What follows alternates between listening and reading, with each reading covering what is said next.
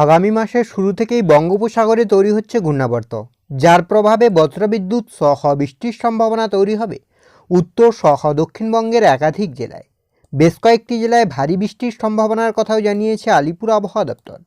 সেক্ষেত্রে আপনারা দেখতে পাচ্ছেন আগামী ফেব্রুয়ারি মাসের 1 তারিখ নাগাদ মুর্শিদাবাদ, নদিয়া, এদিকে আপনার পুরুলিয়া, বাঁকুড়া, বর্ধমান, এদিকে আপনার উত্তর 24 পরগনা, আর এদিকে আপনার কলকাতা, হাওড়া, হুগলি বিস্তীর্ণ অঞ্চলে কিন্তু বজ্রবিদ্যুৎ সহ বৃষ্টির সম্ভাবনা থাকছে। তাছাড়া আপনার বাংলাদেশের খুলনা, বরিশাল, রাজশাহী, ঢাকার বিস্তীর্ণ অঞ্চলেও কিন্তু বৃষ্টির সম্ভাবনা থাকছে।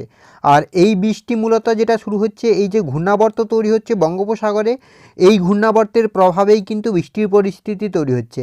30 তারিখ থেকেই কিন্তু আবহাওয়ার পরিবর্তন হবে, আর মেঘলা আকাশ হচ্ছে, সেই সঙ্গে কিন্তু হালকা বৃষ্টির সম্ভাবনাও তৈরি হচ্ছে। তো নতুন করে এই যে ঘূর্ণাবর্ত তৈরি হচ্ছে, এর প্রভাবে বাংলার আবহাওয়ার কতটা কী পরিবর্তন হতে পারে, কোন কোন জেলায় হালকা বৃষ্টির সম্ভাবনা রয়েছে, কোন কোন জেলায় ভারী বৃষ্টি হতে পারে, এই নিয়ে কি আপডেট উঠে আসছে, সবটাই বিস্তারিতভাবে আলোচনা করব এই ভিডিওতে। তাই ভিডিওটি অবশ্যই শেষ পর্যন্ত দেখুন।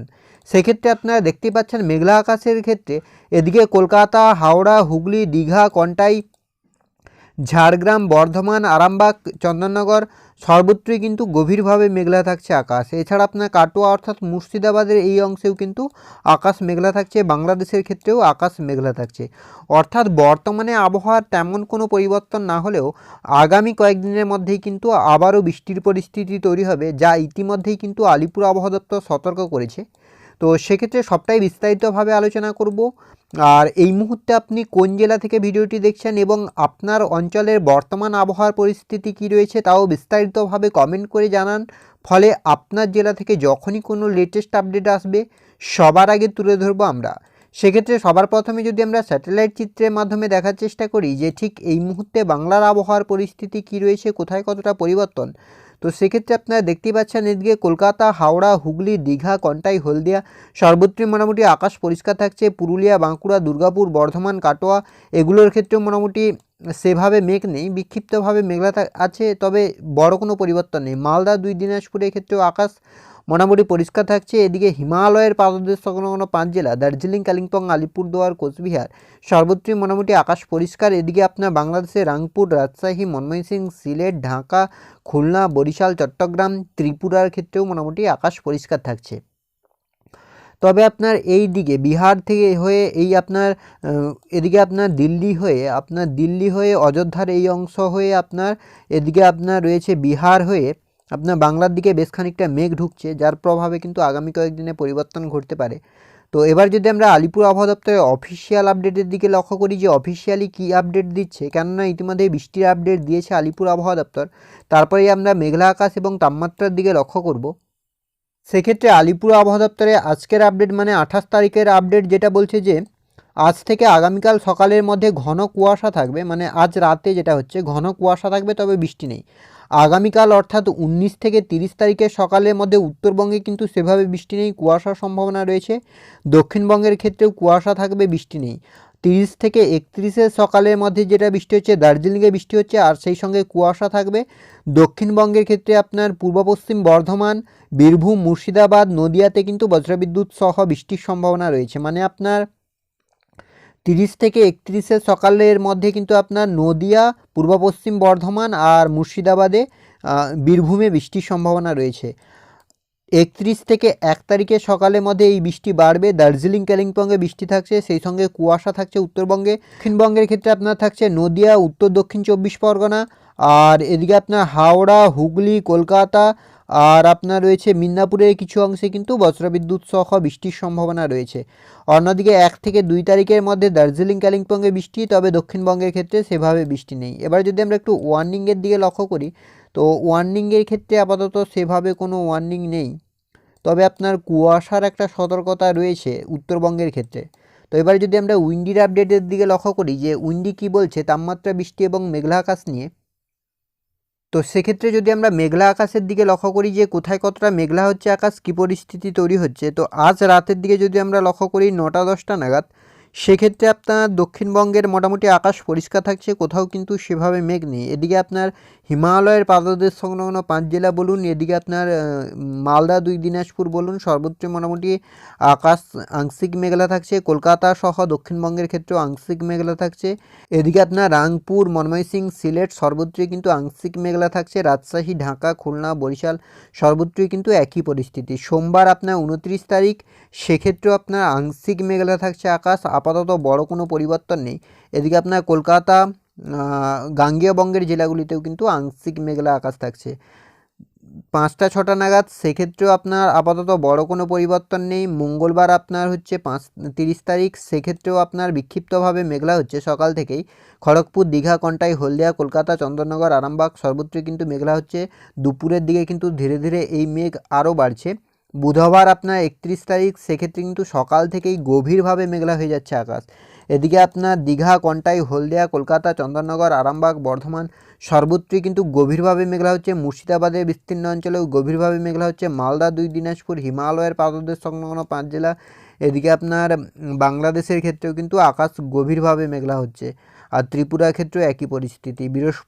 আপনার দুপুরের দিকেও কিন্তু একইভাবে আকাশ গভীরভাবে মেঘলা হচ্ছে। বৃহস্পতিবারের ক্ষেত্রেও কিন্তু একই পরিস্থিতি।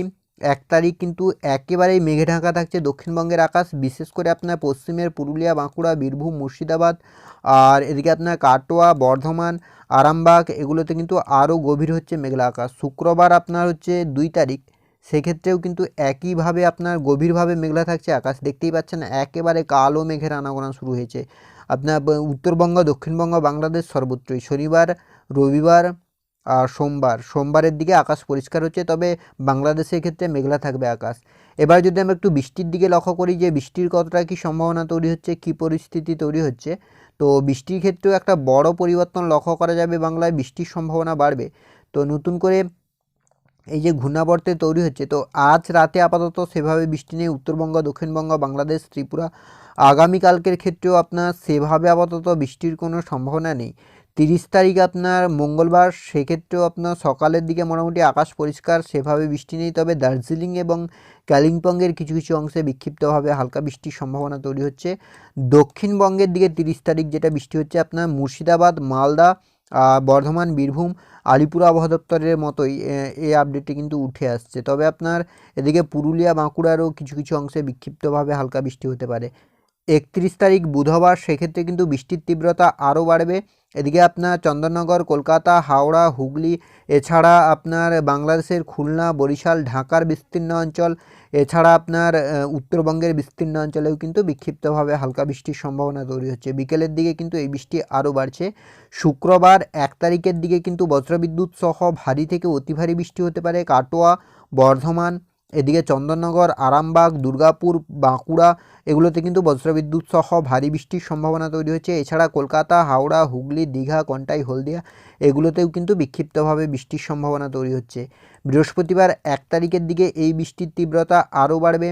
শুক্রবার 2 তারিখের ক্ষেত্রেও কিন্তু একইভাবে বজ্রবিদ্যুৎ সহ বৃষ্টির সম্ভাবনা থাকছে।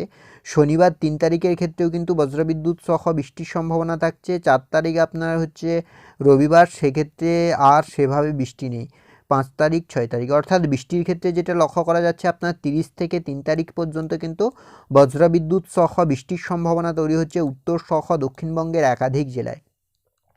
এবার যদি আমরা একটু তাপমাত্রার দিকে লক্ষ্য করি যে কোথায় কতটা তাপমাত্রায় পরিবর্তন হচ্ছে, কি পরিস্থিতি তৈরি হচ্ছে, কনকনে শীতের পরিস্থিতি কি তৈরি হচ্ছে বাংলায়, তো সেক্ষেত্রে তাপমাত্রা যেটা হচ্ছে আগামীকাল আপনার 13 হচ্ছে, সোমবারের ক্ষেত্রে আপনার মঙ্গলবার 14 হচ্ছে, বুধবারের ক্ষেত্রে 17 হচ্ছে, বৃহস্পতিবারের ক্ষেত্রে 18 হচ্ছে, শুক্রবারের ক্ষেত্রে আপনার 20 হচ্ছে, আর শনিবারের ক্ষেত্রে আপনার 16 হচ্ছে, রবিবারের ক্ষেত্রে আপনার 14 হচ্ছে, সোমবারের ক্ষেত্রে আপনার 19 হচ্ছে, মঙ্গলবারের ক্ষেত্রে আপনার একই থাকছে।